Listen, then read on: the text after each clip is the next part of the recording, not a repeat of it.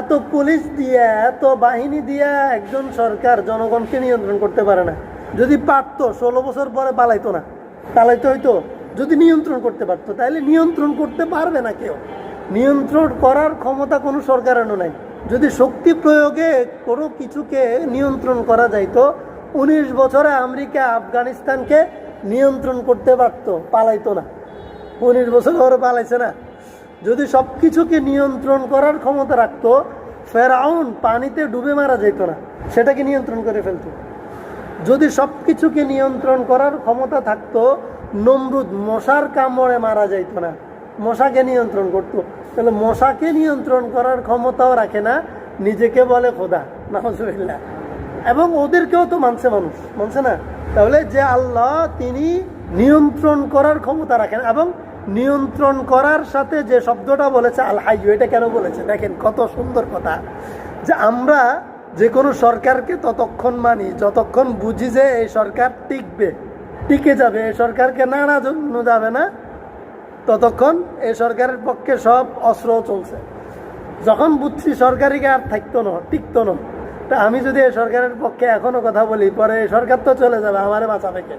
এই ব্যক্তি এই নির্বাচনে অমুকে ক্ষমতা আসবে না, তাহলে অমুকের পক্ষে কথা বলার দরকার নেই। যদি আমি অমুকের পক্ষে কথা বলি, সে আসার সম্ভাবনা না থাকে, আমার জন্য বিকল্প যে আসবে সে থ্রেট হয়, তাহলে আমি তো বাঁচতে পারবো না। এই যে মানুষের জীবনের, তাহলে আল্লাহ বলে যে তুমি যাদের ভয়ে থাকো সে চিরস্থায়ী না। সে 2 দিন পরে রুলা হয়ে যাবে, পঙ্গু হয়ে যাবে, অসুস্থ হয়ে যাবে, প্যারালাইজ ধরে যাবে, মারা যাবে, লাস্ট ক্ষমতা চলেছে, ক্ষমতাচ্যুত হয়ে যাবে। কিন্তু আল্লাহ এমন এক সত্তা যার ক্ষমতা কখনো যায় না। আল হাইয়্যু, তিনি চিরস্থায়ী, যার ক্ষমতা চিরস্থায়ী, যার জীবন চিরস্থায়ী। এটা নয় যে এখন আল্লাহকে মানবো, ঠিক আছে, যদি আল্লাহর ক্ষমতা চলে যায় তখন আবার বিরোধী পক্ষ আমার জন্য হুমকি হয় কিনা, এই ভয় নাই, আছে আল্লাহর ক্ষেত্রে? নাই। এই জন্য আল্লাহ বলে আল হাইয়্যু, আল্লাহ চিরস্থায়ী।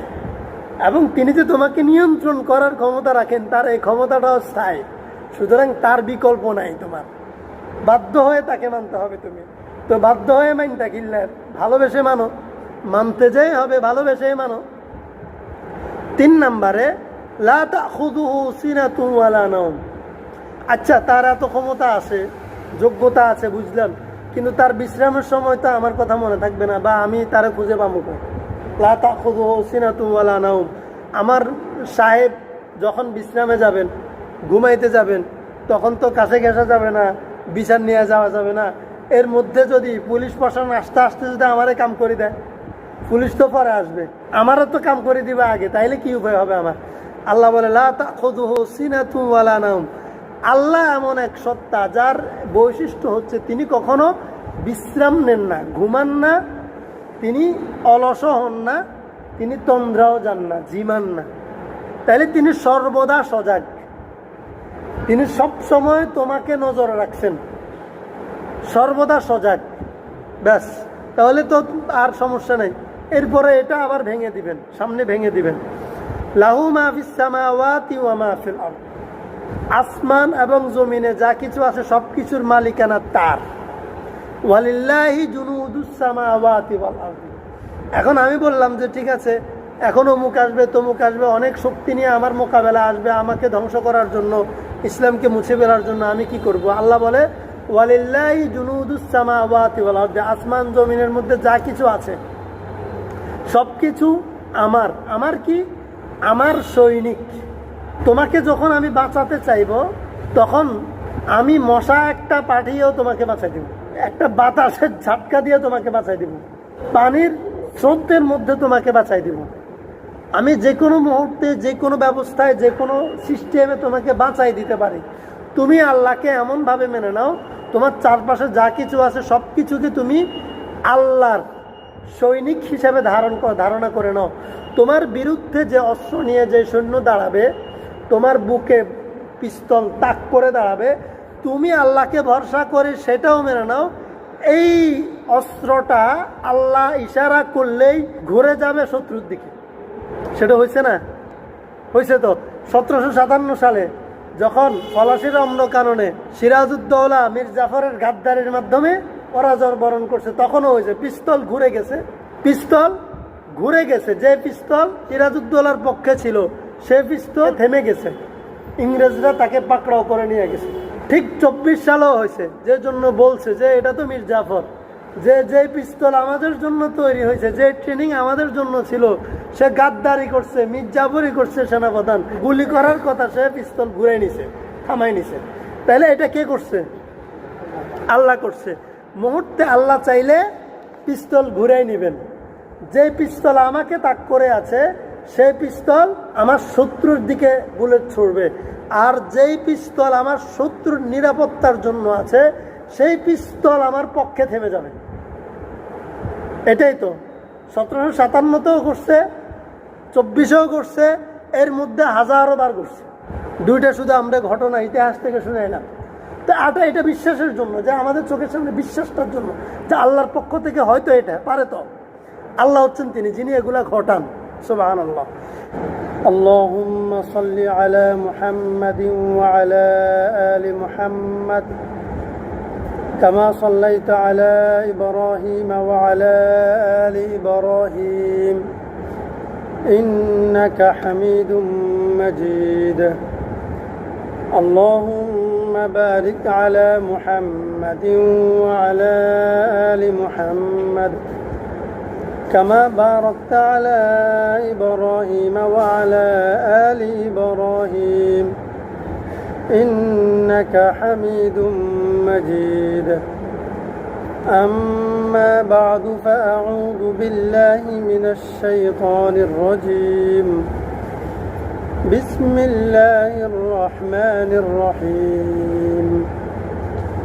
لا إكراه في الدين قد تبين الرشد من الغي فمن يكفر بالطاغوت ويؤمن بالله فقد استمسك بالعروة الوثقى لا انفصام لها والله سميع عليم. صدق الله العظيم. قال النبي صلى الله عليه وسلم لا طاعة لمخلوق في معصية الخالق أو كما قال النبي عليه الصلاة والسلام. سبحانك لا علم لنا إلا ما علمتنا إنك أنت العليم الحكيم. رب زدني علما رب اشرح لي صدري ويسر لي أمري واحلل عقدة من لساني يفقه قولي. رب يسر ولا تعسر وتمم علينا بالخير. আলহামদুলিল্লাহ, গত সপ্তাহে আমরা আয়াতুল কুরসি অর্থাৎ সূরাতুল বাকারার 255 নম্বর আয়াতে কারিমা তিলাওয়াত করেছি এবং এই আয়াতের আমরা অর্থ আলোচনা করেছিলাম। আয়াতুল কুরসির মূল আলোচনা যেটা আমাদের ছিল সেটা হলো, এই আয়াত শুরু হয়েছে আল্লাহ শব্দ দ্বারা, আল্লাহ শব্দ দ্বারা। এরপরে আল্লাহ শব্দ বলার পরে 10টা কথা বলেছেন, অর্থাৎ আল্লাহ কাকে বলেছি সেই সত্তার 10টা পরিচয় তুলে ধরেছেন। আল্লাহ তাআলার 10টা পরিচয় তুলে ধরেছেন। এই 10টা পরিচয় এমন ছিল যেই পরিচয়গুলো কোনো একটা পৃথিবীর কোনো রাজা বাদশার সাথেও ফিট হয় না। অর্থাৎ এই গুণগুলো আল্লাহর যে বৈশিষ্ট্য এখানে বলেছে, পৃথিবীকে যারা শাসন করেছে অতীতে, বর্তমানে করছে, ভবিষ্যতে করবে, এমন কোনো একজন শাসক নাই, একজন নয়, শুধু সকল শাসককে একত্রিত করলেও শুধু একটা গুণের সমন্বয় তাদের মধ্যে পাওয়া যাবে না। শুধু আল্লাহর এই 10টা বৈশিষ্ট্যের মধ্যে একটা গুণও তাদের মধ্যে পরিপূর্ণভাবে পাওয়া যাবে না। অথচ একটা গুণও পরিপূর্ণ যার মধ্যে নাই, তারা পৃথিবীকে শাসন করছে, সকল মানুষকে, আশরাফুল মাখলুকাতকে নিয়ন্ত্রণ করছে। এর বাহিরেও গ্রহ নক্ষত্র, মানুষের পৃথিবীর বিভিন্ন অঞ্চলকে বিভিন্ন সৃষ্টিজীবকে নিয়ন্ত্রণ করছে এই শাসকেরা, অথচ এই শাসকদের কোনো একটা পরিপূর্ণ গুণ নেই, বৈশিষ্ট্য নাই, যোগ্যতা নেই। আর যে আল্লাহর মধ্যে এই 10টা যোগ্যতা পরিপূর্ণভাবে আছে, তিনি কিরকম পরিপূর্ণ চিন্তা করতে পারেন। গত সপ্তাহে আলোচনা করেছিলাম। এখন যদি এই 10টা আবার আলোচনা করতে যাই অনেক লম্বা সময় হয়ে যাবে, যেহেতু নতুন মানুষ আছে, শুধু এক বাক্যে বলে যায়। এটা আমাদের জন্য দরকার। আমরা আল্লাহর পরিচয়, আল্লাহর এমন কি যোগ্যতা আছে যে আমরা সবাইরে বাদ দিয়ে, সব কিছু বাদ দিয়ে তাকে মানব, বা তাকে মানতে হবে। না মানলে একটা থ্রেটিংয়ের বিষয় আছে, যে আমরা অনেক মানুষকে এই জন্য মানি যাকে না মানলে আমি রেহাই পাবো না, থ্রেট থাকে। এরকম কিছু মানুষ থাকে যার জন্য তাদের ভয়ে আমরা চুপ থাকি, তাই না? পক্ষে থাকি অথবা চুপ থাকি, থ্রেট থাকে আমার জন্য সে। তো তাহলে আল্লাহর এমন কি যোগ্যতা আছে যে যোগ্যতাগুলোর কারণে তাকে না মানলে আমার জন্য সবচেয়ে বড় থ্রেট, সবচেয়ে বড় বিপদ, এবং যেই বিপদ থেকে বাঁচানোর জন্য কোনো বিকল্প নেই। এটা জানা দরকার এবং মনে রাখা দরকার। যদি ভালোবেসেন আল্লাহকে না মানি, না মানতে পারে, অন্তত জীবন বাঁচানোর জন্য হইলেও মানি। যদি ভক্তির জায়গা থেকে আল্লাহকে মানতে না পারি, অন্তত থ্রেটের জায়গা থেকে হইলেও মানি, বিপদের জায়গা থেকে হইলেও, তাও আল্লাহকে মানি, অন্য কাউকে না। আল্লাহ বলেছেন প্রথম কি, লা ইলাহা ইল্লাহু, আল্লাহ ওই সত্তা যিনি ছাড়া বিধানদাতা এবং মানুষের ইবাদত গ্রহণ করার যোগ্যতা রাখে এমন দ্বিতীয় জন নেই। মানুষ যার ইবাদত করবে এমন আল্লাহ ছাড়া দ্বিতীয় কেউ নেই এই কাজের যোগ্য। এবং মানুষের জীবনকে সাজাবার জন্য প্রয়োজনীয় পরিপূর্ণ জীবন ব্যবস্থা, জীবন বিধান প্রণয়ন করে দিবেন, যে একজন মানুষ কিভাবে চললে তার জীবনটা সফল হবে, কোন পথে চললে তার জীবন ব্যর্থ হবে। পরিপূর্ণ জীবন ব্যবস্থা, সংবিধান দিতে পারেন একমাত্র আল্লাহ। এটা হচ্ছে আল্লাহর যোগ্যতা। বিকল্প দেখেন, শুধু আমাদের বাংলাদেশের সংবিধান 55 বছরে 16 বার পরিবর্তন হয়েছে। কয়বার? 16 বার পরিবর্তন হওয়ার পরেও কি মানুষের জীবনের কোনো সলিউশন আনতে পারছে? পারে নাই।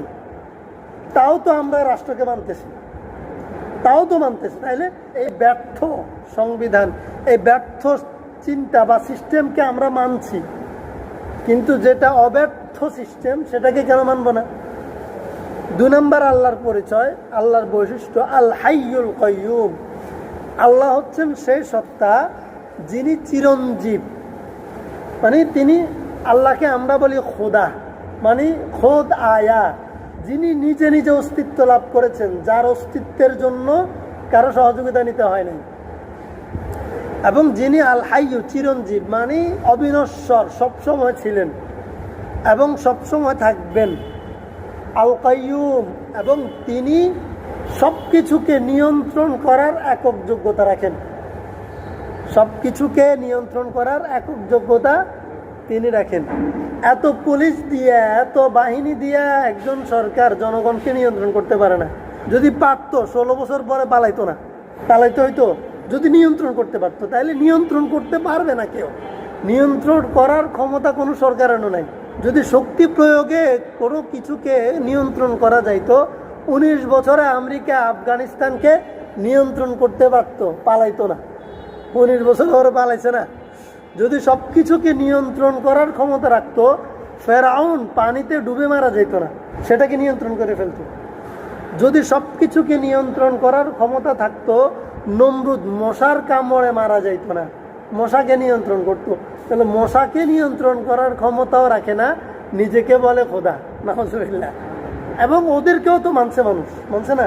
তাহলে যে আল্লাহ, তিনি নিয়ন্ত্রণ করার ক্ষমতা রাখেন। এবং নিয়ন্ত্রণ করার সাথে যে শব্দটা বলেছে আল হাইয়ু, এটা কেন বলেছে? দেখেন কত সুন্দর কথা, যে আমরা যে কোনো সরকারকে ততক্ষণ মানি যতক্ষণ বুঝি যে এই সরকার টিকে যাবে, এই সরকারকে নাড়া যাবে না, ততক্ষণ এই সরকারের পক্ষে সব অস্ত্র চলছে। যখন বুঝছি সরকারিকে আর থাকতো না, টিকতো না, তা আমি যদি এই সরকারের পক্ষে এখনো কথা বলি, পরে এই সরকার তো চলে যাবে, আমারে বাঁচাবে কে? এই ব্যক্তি এই নির্বাচনে অমুকে ক্ষমতা আসবে না, তাহলে অমুকের পক্ষে কথা বলার দরকার নেই। যদি আমি অমুকের পক্ষে কথা বলি, সে আসার সম্ভাবনা না থাকে, আমার জন্য বিকল্প যে আসবে সে থ্রেট হয়, তাহলে আমি তো বাঁচতে পারবো না। এই যে মানুষের জীবনের, তাহলে আল্লাহ বলে যে তুমি যাদের ভয়ে থাকো সে চিরস্থায়ী না, সে 2 দিন পরে রুলা হয়ে যাবে, পঙ্গু হয়ে যাবে, অসুস্থ হয়ে যাবে, প্যারালাইজ ধরে যাবে, মারা যাবে, লাস্ট ক্ষমতা চলেছে, ক্ষমতাচ্যুত হয়ে যাবে। কিন্তু আল্লাহ এমন এক সত্তা যার ক্ষমতা কখনো যায় না। আল হাইয়ু, তিনি চিরস্থায়ী, যার ক্ষমতা চিরস্থায়ী, যার জীবন চিরস্থায়ী। এটা নয় যে এখন আল্লাহকে মানবো, ঠিক আছে, যদি আল্লাহর ক্ষমতা চলে যায় তখন আবার বিরোধী পক্ষ আমার জন্য হুমকি হয় কিনা, এই ভয় নাই, আছে আল্লাহর ক্ষেত্রে? নাই। এই জন্য আল্লাহ বলে আল হাইয়ু, আল্লাহ চিরস্থায়ী, এবং তিনি যে তোমাকে নিয়ন্ত্রণ করার ক্ষমতা রাখেন, তার এই ক্ষমতাটাও স্থায়ী। সুতরাং তার বিকল্প নাই, তোমার বাধ্য হয়ে তাকে মানতে হবে। তুমি তো বাধ্য হয়ে মানটা কিনলে, ভালোবেসে মানো, মানতে যেই হবে ভালোবেসেই মানো। 3 নম্বরে লা তাখুযুহু সিনাতুন ওয়ালা নাওম। আচ্ছা, তার এত ক্ষমতা আছে, যোগ্যতা আছে, বুঝলাম, কিন্তু তার বিশ্রামের সময় তো আমার কথা মনে থাকবে না, বা আমি তারে খুঁজে পাবো কই? লা তাখুযুহু সিনাতুন ওয়ালা নাওম। আমার সাহেব যখন বিশ্রামে যাবেন, ঘুমাইতে যাবেন, তখন তো কাছে ঘেঁষা যাবে না, বিচার নিয়ে যাওয়া যাবে না। এর মধ্যে যদি পুলিশ প্রশাসন আসতে আসতে যদি আমারে কাম করে দেয়, পুলিশ তো পরে আসবে, আমারও তো কাম করে দিবে আগে, তাইলে কি উপায় হবে আমার? আল্লাহ বলে লা তাখুযুহু সিনাতুন ওয়ালা নাওম। আল্লাহ এমন এক সত্তা যার বৈশিষ্ট্য হচ্ছে তিনি কখনো বিশ্রাম নেন না, ঘুমান না, তিনি অলস হন না, তিনি তন্দ্রাও যান না, জিমান না। তাইলে তিনি সর্বদা সজাগ, তিনি সব সময় তোমাকে নজর রাখছেন, সর্বদা সজাগ। ব্যাস, তাহলে তো আর সমস্যা নাই। এরপরে এটা আবার ভেঙে দিবেন, সামনে ভেঙে দিবেন। লাহু মা ফিস সামাওয়াতি ওয়া মা ফিল আরদ। আসমান এবং জমিনে যা কিছু আছে সব কিছুর মালিকানা তার। ওয়ালিল্লাহি জুনুদুস সামাওয়াতি ওয়াল আরদ। এখন আমি বললাম যে ঠিক আছে, এখন অমুক আসবে, তমুক আসবে, অনেক শক্তি নিয়ে আমার মোকাবেলা আসবে আমাকে ধ্বংস করার জন্য, ইসলামকে মুছে ফেলার জন্য, আমি কি করব? আল্লাহ বলে ওয়ালিল্লাহি জুনুদুস সামাওয়াতি ওয়াল আরদ। আসমান জমিনের মধ্যে যা কিছু আছে সব কিছু আমার। আমার কি? আমার সৈনিক। তোমাকে যখন আমি বাঁচাতে চাইব, তখন আমি মশা একটা পাঠিয়েও তোমাকে বাঁচাই দেব, একটা বাতাসের ঝাটকা দিয়ে তোমাকে বাঁচাই দেব, পানির স্রোতের মধ্যে তোমাকে বাঁচাই দেব। আমি যে কোনো মুহূর্তে, যে কোনো ব্যবস্থায়, যে কোনো সিস্টেমে তোমাকে বাঁচাই দিতে পারি। তুমি আল্লাহকে এমনভাবে মেনে নাও, তোমার চারপাশে যা কিছু আছে সব কিছুকে তুমি আল্লাহর সৈনিক হিসেবে ধারণা করে নাও। তোমার বিরুদ্ধে যে অস্ত্র নিয়ে যে সৈন্য দাঁড়াবে, তোমার বুকে পিস্তল তাক করে দাঁড়াবে, তুমি আল্লাহকে ভরসা করে সেটাও মেনে নাও। এই অস্ত্রটা আল্লাহ ইশারা করলেই ঘুরে যাবে শত্রুর দিকে। সেটা হয়েছে না? হয়েছে তো।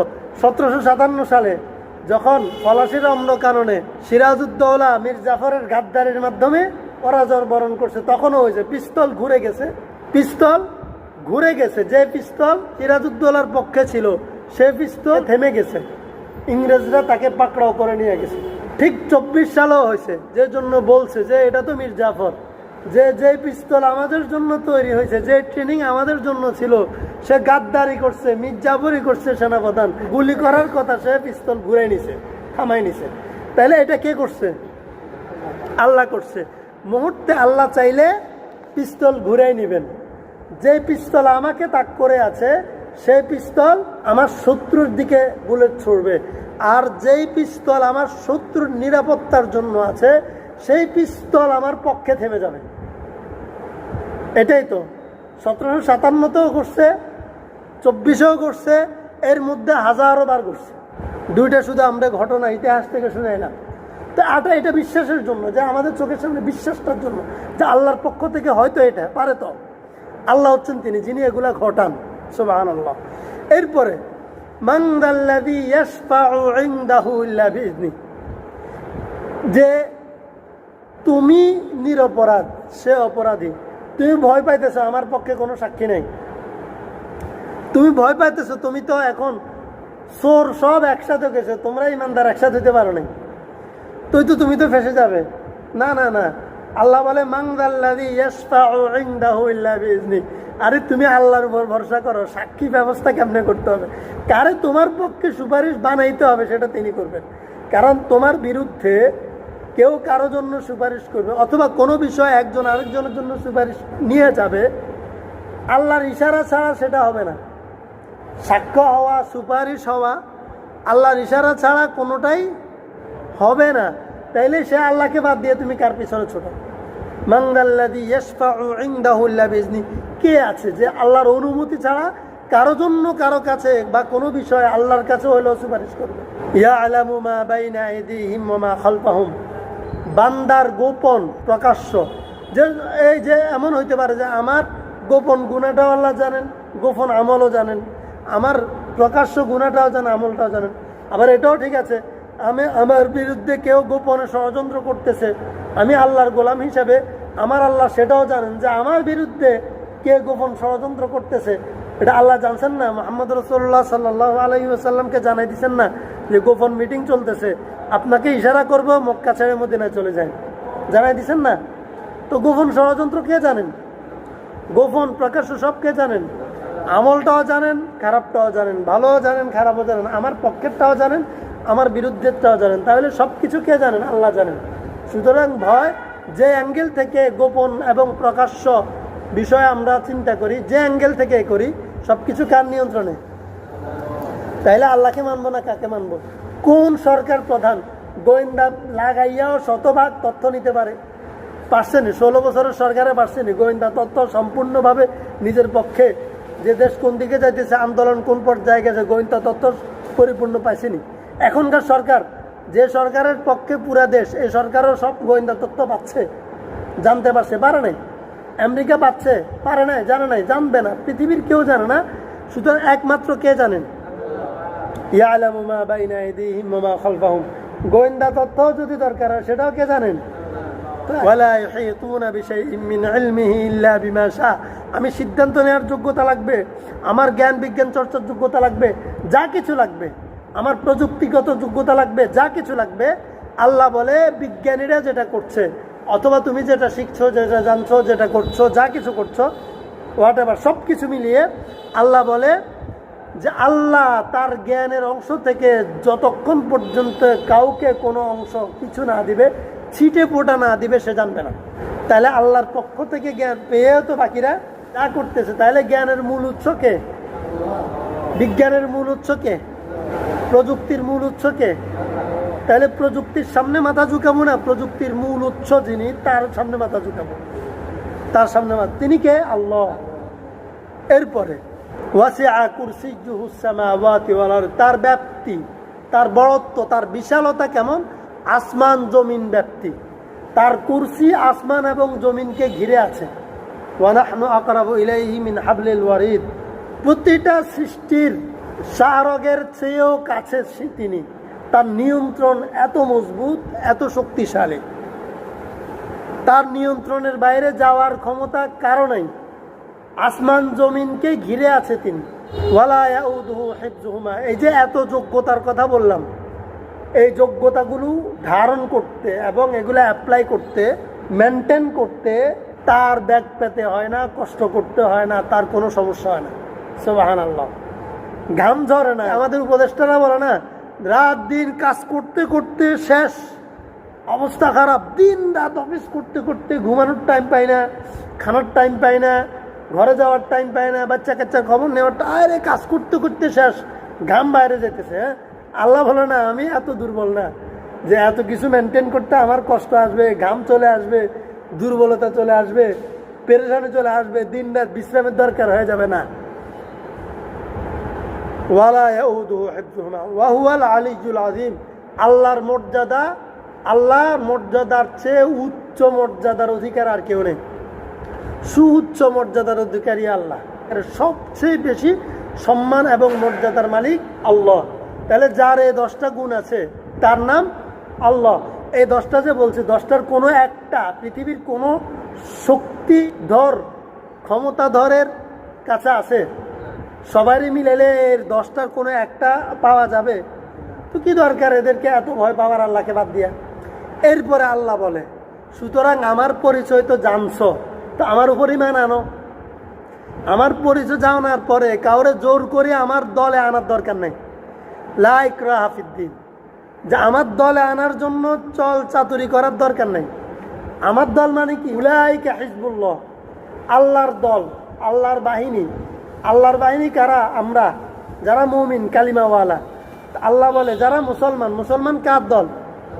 আল্লাহর দল, আল্লাহর দল। হ্যাঁ, যে যে নেতার পিছনে চলে, যে নেতার স্লোগান দেয়, সে ওই নেতার দল। নাকি অমুকের সৈনিক, ভয় করি না, বুলেট বোমা বলে না, নাম নাম বললাম না আরে, এক অমুক লোকান্তরে লক্ষ্য অমুক ঘরে ঘরে, মানে যে যা স্লোগান তুলে সে তার দলের লোক।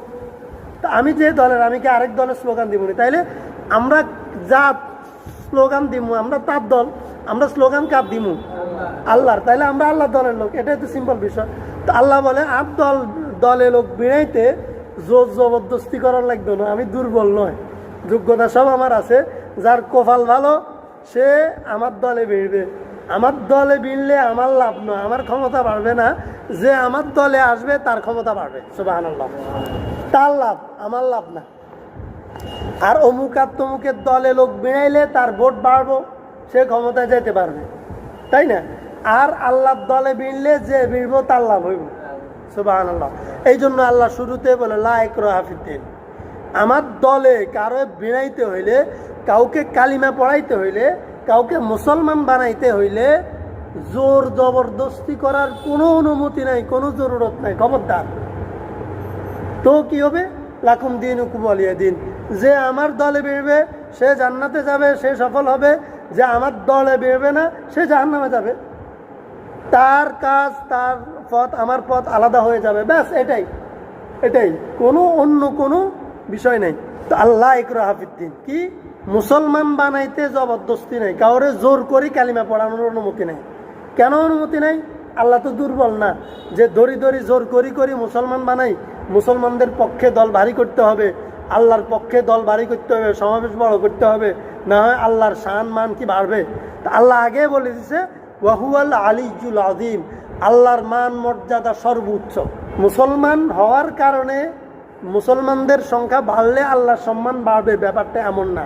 লা ইকরাহা ফিদ্দিন, ক্বাদ তাবায়্যানা রুশদু মিনাল গায়্যি, হক এবং বাতিল, ভুল শুদ্ধ, সত্য মিথ্যা। আল্লাহ বলে ক্বাদ তাবায়্যানা রুশদু মিনাল গায়্যি, অন্ধকার থেকে আলো, হক, হক এটা স্পষ্ট হয়ে গেছে। মানে কোনটা সঠিক আর কোনটা ভুল এটা স্পষ্ট হয়ে গেছে, আল্লাহর পক্ষ থেকে এটা স্পষ্ট করাই আছে। এই বিষয়ে আর কোনো পেরেশানির দরকার নেই যে মানুষ বুঝবো নি, হক বুঝবো নি, না, হক স্পষ্ট। যার কপাল খারাপ সে বুঝবে না, যার কপাল বালা সে মূর্খ হইলেও সে হক বুঝবে, আর যার কপাল খারাপ সে শিক্ষিত হইলেও সে হক বুঝবে না। কত্তাবাইয়ানা রুশদু মিনাল গায়্যি, এই কোরআনের আরেকটা নাম আল ফুরকান, মানে সত্য মিথ্যার পার্থক্যকারী। মানে এমন নয় যে ইসলাম এমন সত্য, আল্লাহর একত্ববাদ এমন সত্য, এত স্পষ্ট, ইসলাম ধর্মের মাহাত্ম্য এত স্পষ্ট, এটার পক্ষে সাক্ষী দরকার নেই। আল্লাহ যে একজন এটা বুঝার জন্য সাক্ষী লাগবে না, এবং ইসলাম যে সত্য ধর্ম এটা বুঝার জন্য সাক্ষীর দরকার নেই, এটা এমনি স্পষ্ট। সত্য মিথ্যা যাচাই করার জন্য এনে সাক্ষী লাগে নাকি? যে একজন বলছে যে এই লোকটা চুরি করছে, সে বলে আমি চুরি করি না, এখন এ বলে চুরি করছে, ও বলে চুরি করে না, এখন সাক্ষী আনো, কে সত্য কি মিথ্যা। এ আসলে চোর নি না ও মিথ্যাবাদী, যাচাই করতে হয়, এজন্য সাক্ষী। শুধু দিলটাকে আল্লাহর দিকে রুজু করতে হবে ইখলাসের সাথে। একবারই লেখাপড়া কিছুই জানে না, একবারই গরিব অনাথ, যদি তার দিল হকের জন্য স্পষ্ট হয় আল্লাহ তাকে হেদায়েত দিয়ে দেবেন। আর খুব শিক্ষিত, খুব প্রভাবশালী, খুব বিত্তশালী, তার দিল স্পষ্ট না, তার দিল পরিষ্কার না, সে হকের পথে আসতে পারবে না, ব্যাস।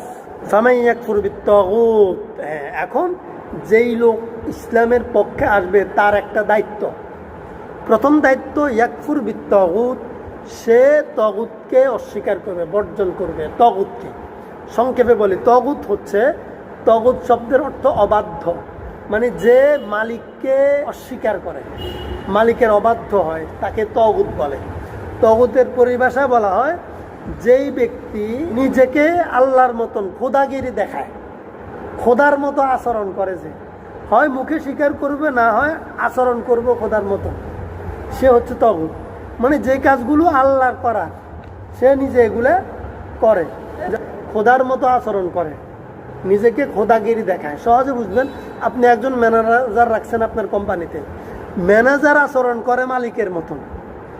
মাগো, ম্যানেজারের দাপটের কারণে মালিকের কাছে কোনো কর্মচারী ঘেঁষতে পারে না, এবং মালিক সম্পর্কে কেউ ধারণাও নিতে পারে না। সবাই ওই ম্যানেজারের ভয়, ম্যানেজারের আতঙ্কে শেখ। এরকম আছে না ম্যানেজার? হ্যাঁ, এতে মালিকগিরি দেখায়, আর মালিকের তুন তার দাপট বেশি, এরকম আছে। এইটা হচ্ছে খোদাগিরি।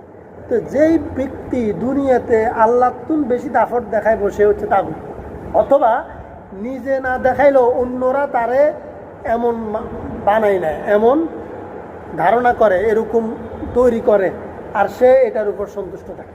একদল হচ্ছে তাগুত, আরেক দল তাগুতের অনুসারী, মানে যারা নিজেরে খোদার মতন খোদাগিরি দেয় পৃথিবীতে। খোদাগিরি হয় মুখে দেখাইব, নমরুদ ফেরাউনের মতন আনা রাব্বুকুমুল আলা বলবো, আরে আমি খোদা, না হয় মুখে বলবে না কিন্তু আচরণে দেখাবে, আচরণে, কর্মে, শক্তি প্রয়োগে, ক্ষমতা প্রয়োগে খোদাগিরি দেখাইব। তো এই জন্য আল্লাহ রসুল বলছে যে লা তাআতা লি মাখলুকিন ফি মাসিয়াতিল খালিক।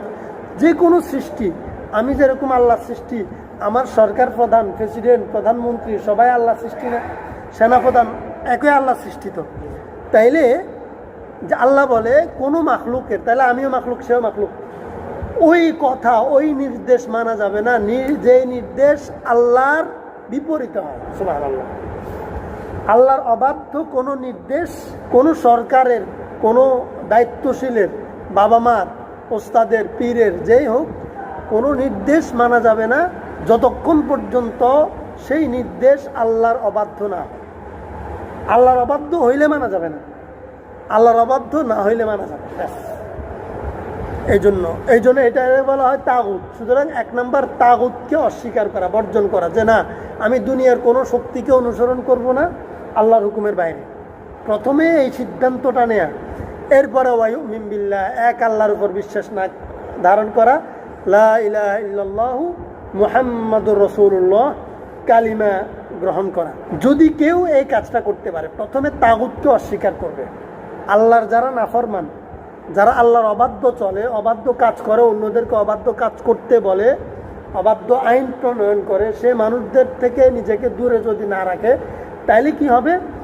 ইয়া আইয়ুহাল্লাযীনা আমানু ইন তুতিউ ফারীকাম মিনাল্লাযীনা উতুল কিতাব ইয়ারুদ্দুকুম বাদা ঈমানিকুম কাফিরিন। যদি ইমানদাররা ইহুদি খ্রিস্টানের নাফরমানের অনুসরণ করে, তাইলে এই নাফরমান মানুষগুলো, এই তাগুতগুলো ওই ইমানদারকে ইমান আনার পরেও কাফের বানায় ফেলবে। আল্লাহ বলেছে সূরা আলে ইমরানের 100 নম্বর আয়াত, ইয়ারুদ্দুকুম বাদা ঈমানিকুম কাফিরিন। তাগুতের অনুসরণ করলেই তারা তোমাকে যে কোনোভাবেই বেঈমান বানায় দিবে। সুতরাং তাগুতকে আগে বাদ দিতে হবে ইমানকে সেভ করার জন্য, এরপরে ইমান আনবে। যে এই ক্রাইটেরিয়া ফলো করে ইমান আনবে, তার ইমান কেমন মজবুত হবে? তার ইমান যে কোনো ঝুঁকিমুক্ত থাকবে। কেমন? ফাকাদিস্তামসাকা বিল উরওয়াতিল ওয়াসকা, সে যেন এমন একটা শক্ত হাতল বা রশি ধরল, লাং ফিসমা লাহা, যেটা কখনো ছিঁড়বে না বা যেটা কখনো ভাঙবে না। মানে তার ইমানটা এত মজবুত হবে যে ইমান কখনো নষ্ট হবে না। সুবহানাল্লাহ। মানে কোন ক্রাইটেরিয়া? প্রথমে তাগুতকে, নাফরমান, আল্লাহর অবাধ্য যারা, তাদেরকে যখন বর্জন করবে, তাদের সাথে সম্পর্ক যখন ছিন্ন করবে, তাদের সাথে সম্পর্ক ছিন্ন করে ইমান আনলে ওই ইমানদারের ইমান এত মজবুত হয় যে কখনো তার ইমান নষ্ট হবে না, সে বেঈমান হবে না। সুবহানাল্লাহ। আল্লাহু সামিউন আলিম, আল্লাহ সব শুনেন, সব জানেন। সুবহানাল্লাহ। আল্লাহু ওয়ালিয়্যুল্লাযীনা আমানু ইউখরিজুহুম মিনাজ-যুলুমাতি ইলান-নূর। আল্লাহ তাআলা ইমানদার যারা, তাদের বন্ধু, আল্লাহ তাদেরকে অন্ধকার থেকে আলোর দিকে নিয়ে আসেন, অন্ধকার থেকে আলোতে নিয়ে আসেন। ওয়াল্লাযীনা কাফারু আউলিয়াউহুমুত তাগুত, এবং যারা কাফের তারা হচ্ছে যে শয়তানের বন্ধু। তাগুত, 1 নম্বর তাগুত কিন্তু শয়তান। 1 নম্বর তাগুত কে? শয়তান। এরপর শয়তানের অনুসারী সবাই তাগুত। তো আল্লাহ বলে যে কাফেররা শয়তানের বন্ধু। আর শয়তান কি করে? ইউখরিজুনাহুম মিনান নূর ইলা যুলমাত। এরা কি করে? একজন মানুষকে আলো থেকে অন্ধকারে নিয়ে যায়, ঈমান থেকে বেঈমান বানিয়ে ফেলে। আল্লাহ অন্ধকার থেকে আলোর জগতে নিয়ে আসে, আর শয়তান এবং তাগুতেরা আলো থেকে অন্ধকারে নিয়ে যায়, জান্নাত থেকে জাহান্নামের অধিকারী করে, জাহান্নামবাসী বানায়। নাউযুবিল্লাহ। উলাইকা আসহাবুন নার হুম ফিহা খালিদুন। এবং যারা তাগুতের অনুসরণ করে বেঈমান হবে তারা জাহান্নামের অধিবাসী, হুম ফিহা খালিদুন, এবং চিরস্থায়ী জাহান্নামে থাকবে। আল্লাহ তাআলা আমাদেরকে হেফাজত করুন, মজবুত ঈমানের অধিকারী বানান। আমিন। ওয়া আখির দাওয়ানা আলহামদুলিল্লাহি রাব্বিল আলামিন।